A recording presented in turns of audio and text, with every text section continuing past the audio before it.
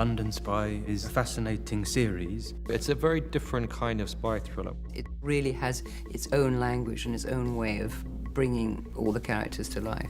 Tell me what you know about Alex. I love a good thriller narrative. It's going to be original and strong and very exciting. What kind of relationship did you have with him? Did it involve sadism, drugs? It's more of a tragic love story that is disguised as Hitchcockian thriller. It's hard for me to believe you were in a serious relationship when you don't even know his name.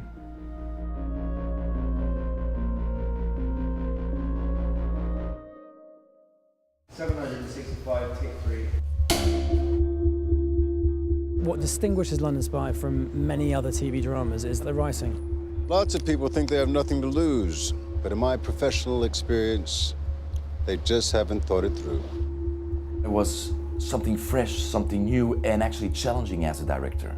And I didn't know what on earth was going to happen next, or what kind of a story I was in, even. You're looking for answers, but are you ready for them? These scripts are standout extraordinary. I knew Tom Rob Smith's writing, so I knew I was in for a good thriller. The doors are locked, Danny. No way out.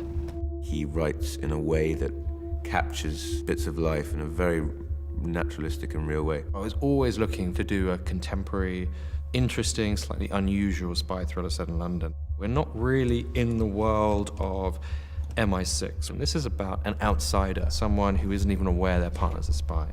No way back. Our main character, Danny, is this young guy that is lost. I was just wanted to see if you're still up. He is as far removed from the British spy establishment as it could possibly be. And he goes on this quest to find pure love. Sometimes you have to take a chance, right? Otherwise, how'd you know? Danny falls in love with Alex. They know that there is something here which is really real. They have it immediately. Quite early on, this young man dies under mysterious circumstances. What do you think happened to him? He was murdered. The rest of the episodes are about Danny's quest to find out exactly what happened to Alex. He lied. About everything.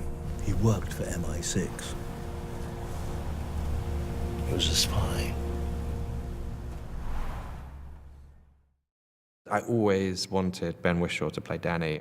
Alex didn't give me these keys. He's really attentive. He's always watching and looking and picking up on everything that everyone's doing. These were left at the warehouse. Ben's been extraordinary. I can't imagine London Spy without him. They left them so that I could go to the attic so that you would believe all of this.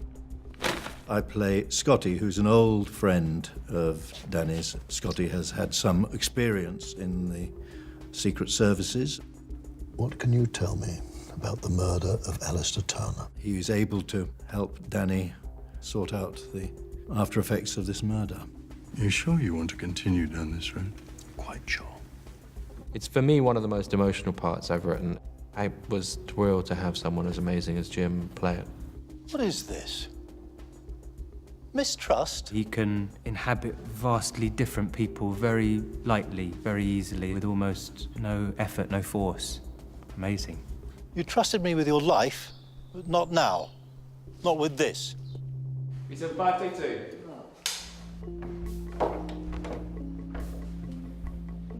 Is it too late to talk? Too late. Perhaps it is. Charlotte Rampling has a critical role. My character, Francis, is a very enigmatic, very commanding person. Alistair didn't think like ordinary people. Francis is a very complex character. Charlotte brought every nuance of that complexity to it. He took immense satisfaction figuring out what a person wanted and then giving it to them. Charlotte has the ability to be hard and stern at first sight, but then there's more than meets the eye. As if we were all computers, waiting for the correct code. All right, ladies and gentlemen, let's go for a nice rehearsal. It's been really wonderful to work with Jakob Verbruggen, our director.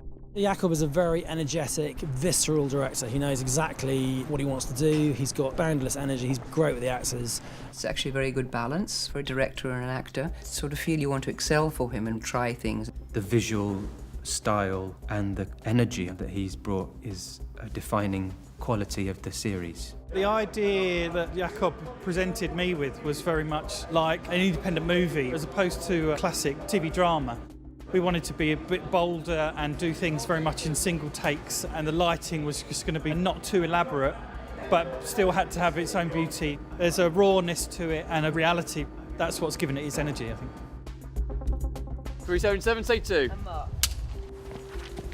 He also brings with it, crucially, a kind of slightly outsider's view of London, and we've tried to visit that in the design. Jakob was very inspired by Hitchcock. We started looking at all the set designs in Hitchcock's films, how there was a weirdness to things, that things weren't quite right. He was very much inspired to take different points of view in different physical places to put cameras. If this is how you see the world, then London Spy will bring you on an angle a little bit. And cut. Love it. I love this. Perfect.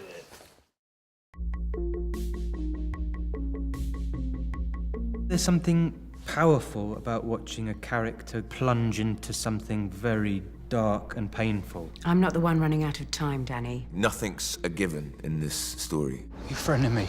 This is going to be a gripping series. You're going to want to know what happened. Whatever Alex discovered, no one wants in the open. Every turn in the story is one the viewer could never see coming. Occasionally, it's right to be afraid. It is going to engage the audience incredibly. This isn't over.